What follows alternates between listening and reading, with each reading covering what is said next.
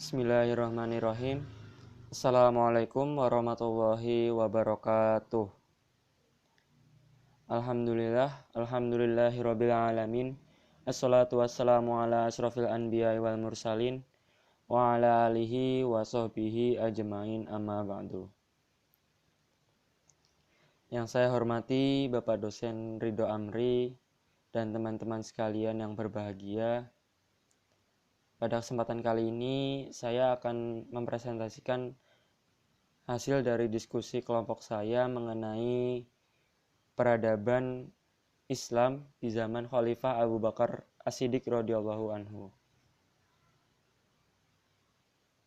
yang disusun oleh saya sendiri, Laude Muhammad Multazam Ikhlasul Amal, dan dua rekan saya, Daniza Dea Ananda Putri dan Talita Dwi Yumna Rutiatna. Poin pertama ada sifat dan kepribadian dari berbudi luhur, rendah hati, dan dermawan.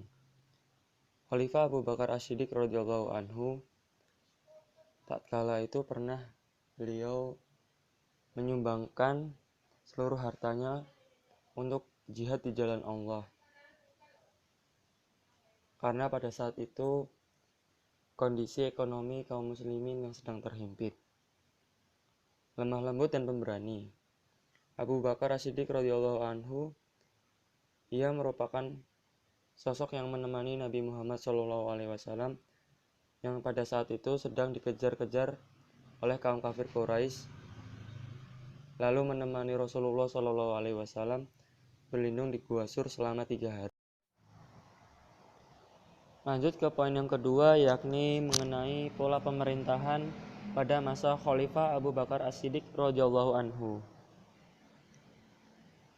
Selama Rasulullah sakit, maka yang menggantikan imam untuk sholat jamaah di masjid adalah Abu Bakar sendiri, yang secara langsung ditunjuk oleh Rasulullah SAW. Jadi banyak yang menganggap ini merupakan indikasi, teman-teman, indikasi bahwa Abu Bakarlah yang sah atau yang pantas menjadi pengganti Rasulullah SAW.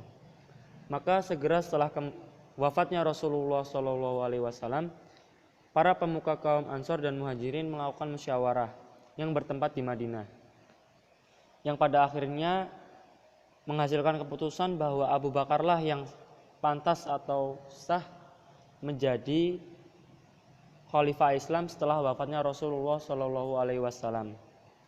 Namun apa yang terjadi dengan keputusan tersebut, teman-teman? Keputusan tersebut menjadi sumber awal perdebatan.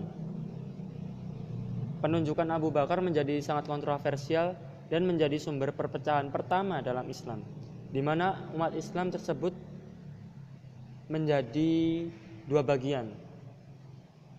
Yang satu bernama kubu Muslim Sunni dan yang kedua kubu Muslim Syiah. Nah, jadi teman-teman, 2 kelompok Muslim ini memiliki 2 pandangan yang sangat bertolak belakang. Jadi dalam pandangan Muslim Syiah, pengganti yang sah seharusnya Ali bin Abi Thalib. Berbeda dengan pandangan Muslim Sunni yang berpendapat bahwa Rasulullah SAW menolak menunjuk penggantinya, dengan kata lain tidak ada pengganti.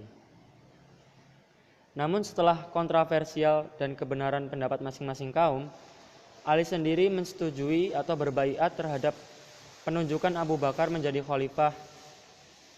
Mendengar pernyataan Ali, Muslim Sunni antusias dengan pernyataan tersebut dan mendukung Abu Bakar menjadi khalifah.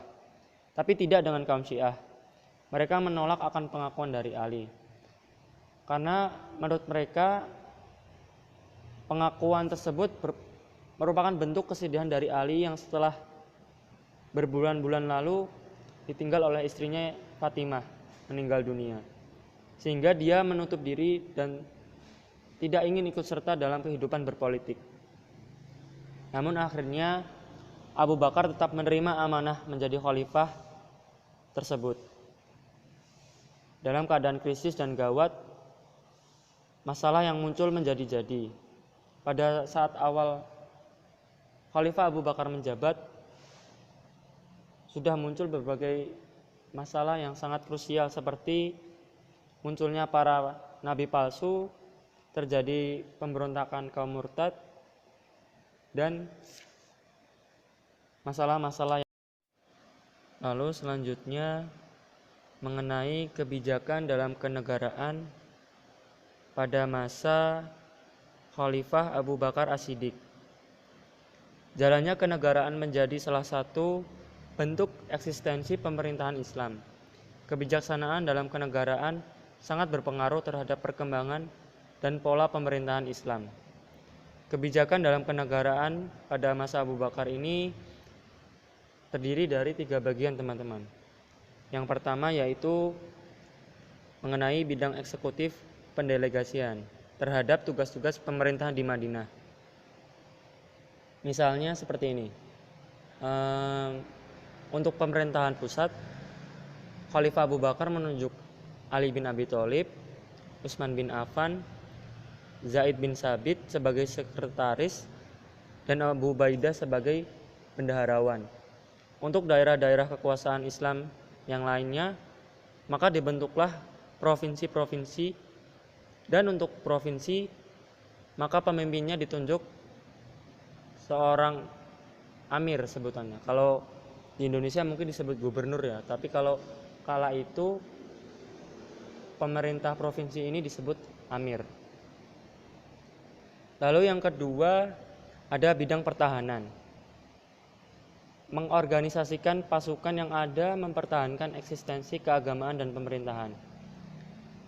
Pasukan itu disebarkan untuk memelihara stabilitas di dalam maupun di luar negeri. Abu Bakar As-Siddiq membentuk pasukan pertahanan yang bertugas untuk mempertahankan dan melindungi negara dari musuh. Dan yang ketiga ada bidang sosial ekonomi. Pada masa pemerintahan Khalifah Abu Bakar ini, beliau membentuk sebuah lembaga yang mengelola harta benda yang didapat dari zakat, infak, sedekah, ghanimah, dan lain-lain.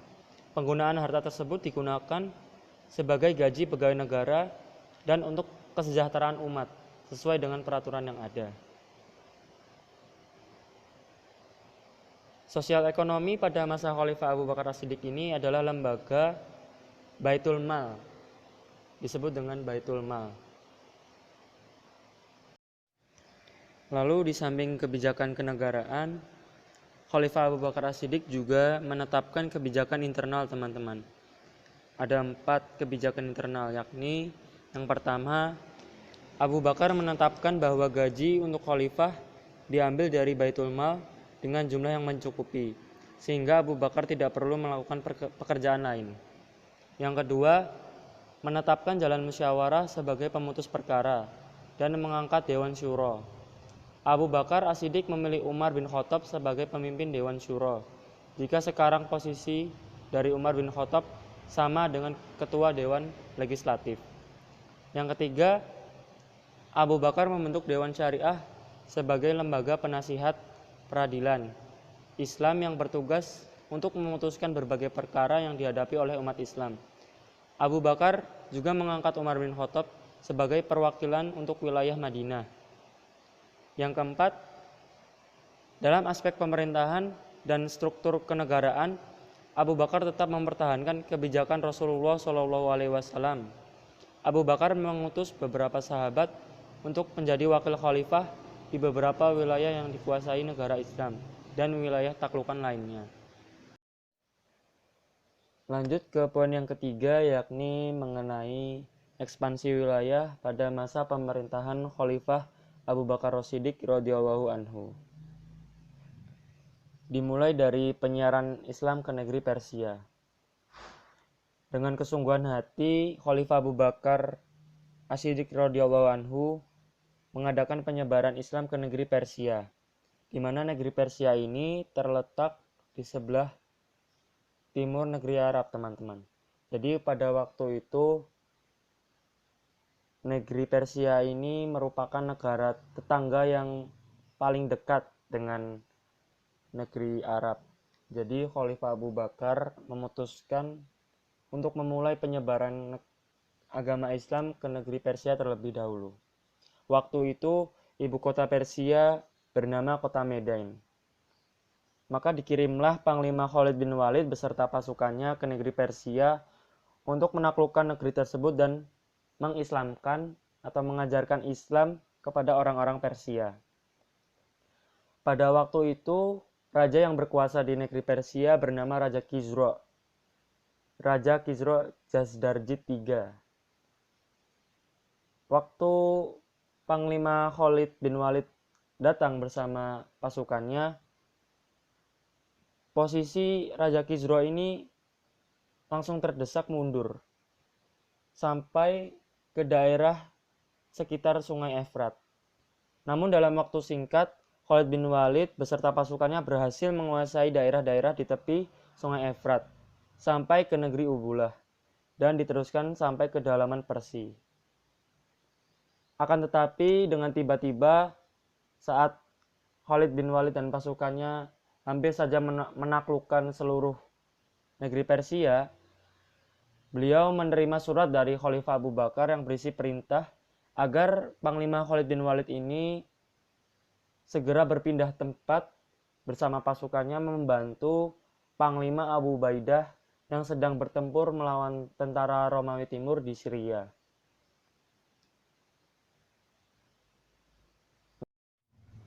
Negeri Syria terkenal juga dengan sebutan negara Syam, yang beribu kota di Damaskus. Di negeri Syria ini terletak pula kota suci Yerusalem, kota tempat berdirinya Masjidil Aqsa dan tempat dilahirkannya Nabi Isa alaihissalam.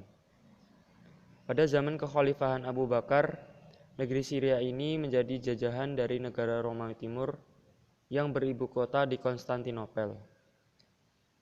Raja Romawi Timur bernama Kaisar Heraklius.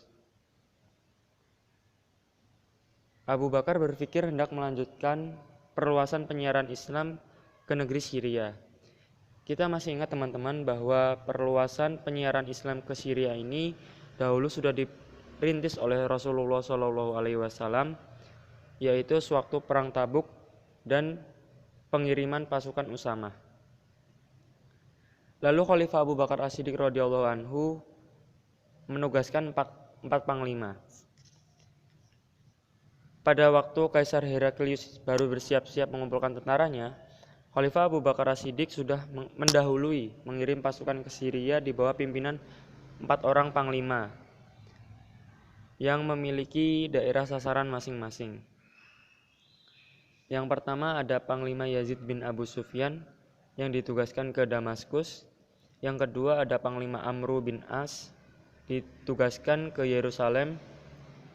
Yang ketiga Abu Ubaidah bin Jarrah yang ditugaskan ke Homs.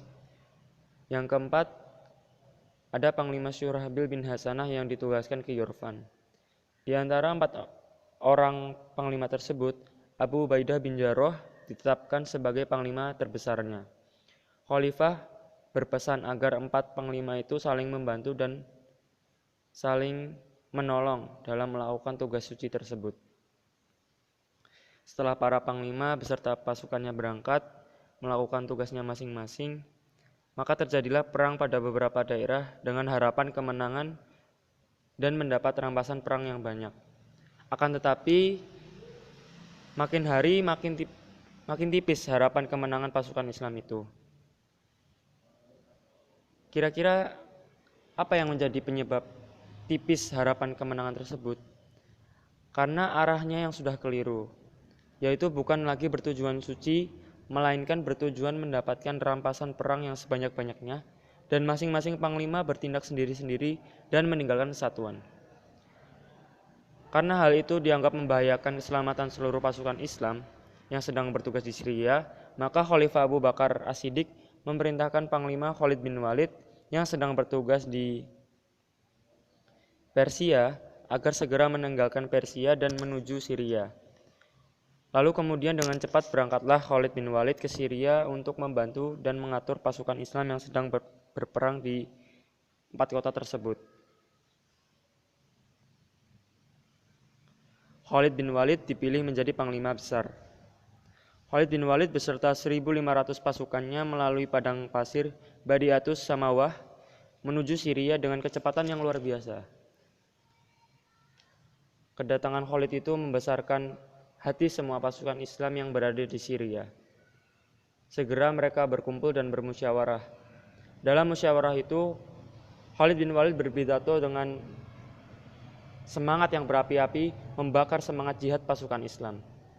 Isi pidatonya ialah agar pasukan Islam memegang teguh persatuan untuk menjunjung tinggi panji-panji Islam dan benar-benar jihad fisabilillah tidak tergoyahkan oleh harta rampasan yang gemerlapan. Kemudian Amr bin As mengusulkan kepada musyawarah agar Khalid bin Walid dipilih sebagai panglima besar perang. Usul itu diterima oleh musyawarah dan disetujui oleh Khalifah Abu Bakar. Sejak saat itu semua pasukan dipimpin oleh Khalid bin Walid. Lanjut ke pertempuran Yarmuk pada tahun 13 Hijriah atau sama dengan 634 Masehi. Seluruh pasukan Islam di Syria berhasil dipersatukan di bawah satu pimpinan, yaitu Khalid bin Walid, teman-teman. Persatuan dan semangat jihad bersemayam kembali pada tiap-tiap dada pasukan Islam untuk menghadapi pertempuran Yarmuk. Kenapa disebut pertempuran Yarmuk? Karena pada saat itu pertempuran dilakukan di area tepi sungai Yarmuk. Di Yarmuk ini adalah pertempuran yang terbesar dan menentukan nasib negeri Syria. Dengan pasukan berjumlah 40.000 orang, Khalid bin Walid menghadapi tentara Romawi Timur yang jumlahnya Masya Allah 6 kali lipat lebih banyak daripada pasukan Islam, yakni sebanyak 240.000 orang. Namun jumlah pasukan yang lebih besar itu tidak mengecilkan hati para pejuang Islam dan terjadilah pertempuran sengit antara kedua belah pihak. Dengan semangat yang tak terkalahkan, pasukan Islam berhasil merobohkan benteng-benteng musuh.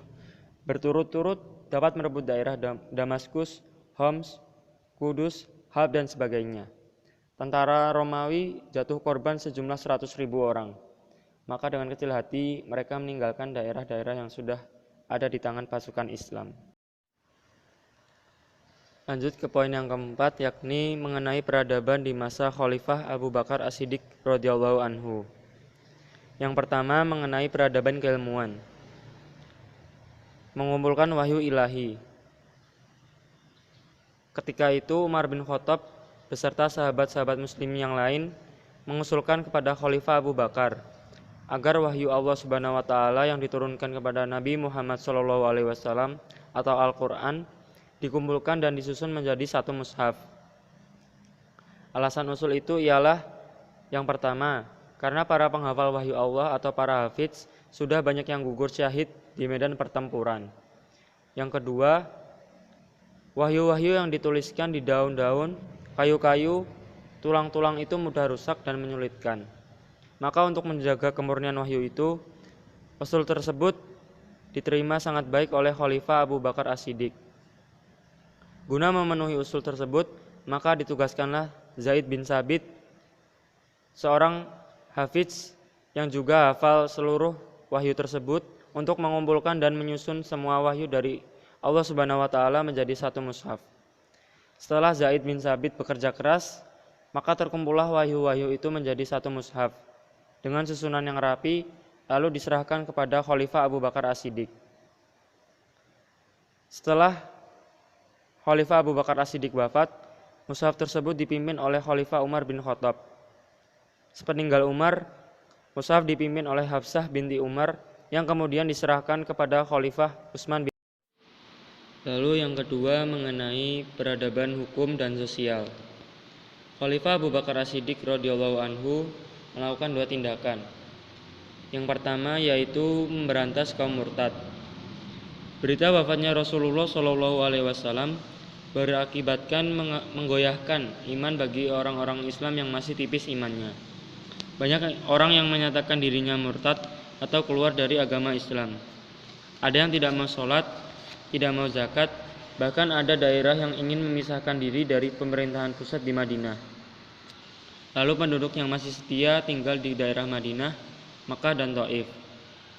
Namun Abu Bakar berhasil dalam menyatukan wilayah Islam hingga utuh kembali.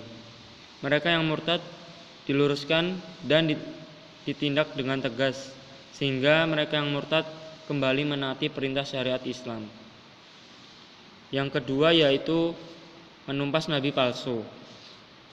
Di samping ada kaum murtad dan kaum munafik, ada 3 orang yang menamakan dirinya sebagai nabi. Padahal Islam mengajarkan bahwa Nabi Muhammad SAW adalah nabi akhir zaman. Maka 3 orang yang menamakan dirinya nabi itu adalah nabi palsu. 3 orang nabi palsu itu ialah yang pertama Musailamah Al-Kadzab, yang kedua Tulaihah bin Khuwailid, dan yang ketiga bernama Sajah Tamimiyah. Sudah jelas adanya nabi-nabi palsu itu pasti membahayakan kehidupan agama dan negara Islam. Maka pasukan Islam ditugaskan untuk menumpas mereka dan pengikut-pengikutnya. Penumpasan itu berhasil dengan gemilang di bawah pimpinan Panglima Khalid bin Walid. Lalu yakni yang ketiga mengenai peradaban ekonomi pada masa Khalifah Abu Bakar As-Siddiq radhiyallahu anhu. Ciri khas penerapan sistem ekonomi pada masa pemerintahan Abu Bakar adalah yang pertama, penerapan prinsip persamaan dalam distribusi kekayaan negara. Dalam usahanya meningkatkan kesejahteraan masyarakat, Khalifah Abu Bakar radhiyallahu anhu melaksanakan kebijakan ekonomi sebagaimana yang dilakukan oleh Rasulullah SAW. Ia memperhatikan skurasi perhitungan zakat. Hasil perhitungan zakat dijadikan sebagai pendapatan negara yang disimpan di dalam Baitul Mal dan langsung didistribusikan seluruhnya kepada kaum muslimin. Yang kedua, amanat Baitul Mal. Para sahabat Nabi beranggapan bahwa Baitul Mal adalah amanat Allah. Mereka mengharamkan tindakan penguasa yang menggunakan Baitul Mal untuk mencapai tujuan-tujuan pribadi. Yang ketiga, administrasi. Ketentuan pembagian administrasi adalah sebagai berikut. Yang pertama, urusan keuangan. Urusan keuangan dipegang oleh Abu Ubaidah Amir bin Jarrah yang mendapatkan nama julukan dari Rasulullah SAW, yaitu orang kepercayaan umat. Menurut keterangan Al-Mukri, bahwa yang mula-mulanya membentuk kas negara atau Baitul Mal adalah Abu Bakar dan urusannya diserahkan kepada Abu Ubaidah Amir bin Jarrah. Lalu yang kedua, sumber-sumber keuangan. Sumber-sumber keuangan yang utama pada zaman Abu Bakar ada 4, teman-teman. Yang pertama zakat, yang kedua ghanimah atau harta rampasan perang, yang ketiga yakni upeti atau pajak. Demikian presentasi yang kelompok kami sampaikan, semoga dapat bermanfaat.